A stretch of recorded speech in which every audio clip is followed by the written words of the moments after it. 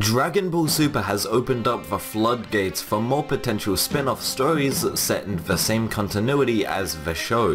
Hit, Kaba, Beerus, Champa, Renzo, and many more other characters have pasts that are ripe for basing a side story on, and with the right team, they could work out extremely well. This worked for Bardock and his first Dragon Ball Z TV special. It was a self-contained story that focused on one character and one event in time, completely standalone, and it didn't ruin the mystery of anything. However, there are some Dragon Ball spin-off ideas that would diminish the mystery and intrigue of certain events and characters. So in today's video, I will discuss the Dragon Ball side stories that do not need to exist. Although, let me preface that mystery is crucial to developing a strong narrative, if it is done correctly of course. A prime example in the Dragon Ball franchise is the ending of Dragon Ball GT.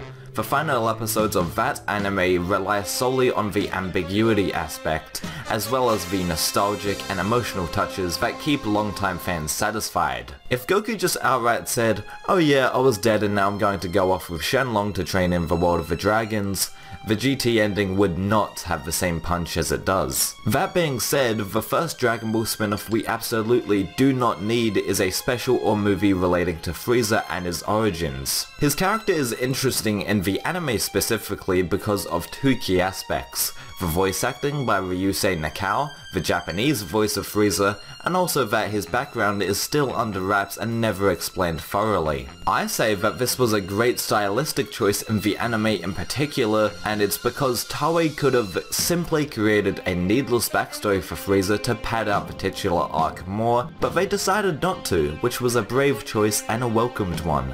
Thank God. All we know is that Frieza hates Saiyans, he ran a galactic empire, and that he is a mutant from a previous race. That's all we need. If a Frieza spin-off would occur, it would ruin all of that by stating the details of that race and therefore, Frieza himself. They already ruined the mystery on how he trained for 4 months and then he was ready to rival Goku in his Super Saiyan Blue form during the Resurrection F arc. And guess what?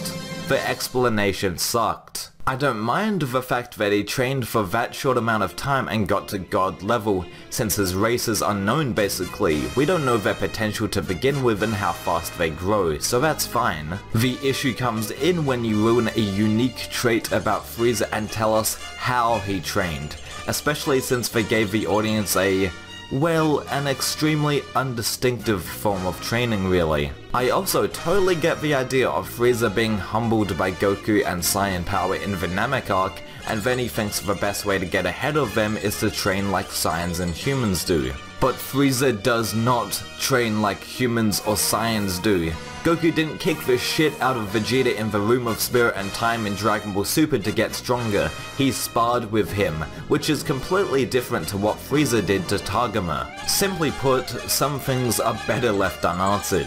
The second spin-off that is completely unnecessary is a Pride Troopers story, and yes, I am counting Jiren in the Pride Troopers story, set before the Tournament of Power. I believe that there is no engaging plot regarding them to base a 40-minute animated short on. Don't get me wrong, there are plenty of facts that we should know about the Pride Troopers, especially their leader, Jiren the Grey, but that does not equal, yeah, we need a special entirely based on them. Furthermore, the Pride Troopers are so powerful that they wouldn't really have a powerful adversary in Universe 11 to face off against, and if the Pride Troopers go universe hopping to fight strong opponents, A, that seems a little weird considering that they are performing acts of justice for Universe 11 exclusively, and B, since this is a stand-alone special with the Pride Troopers, it would be peculiar if it involved another universe entirely.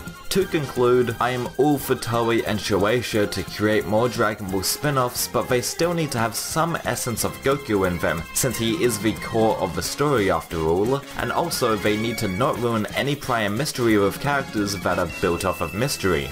What spin-offs do you want? What spin-offs don't you want? Which characters do you think don't require a spin-off story at all? Let me know in the comment section down below. Please rate, comment and subscribe, and I'll see you later.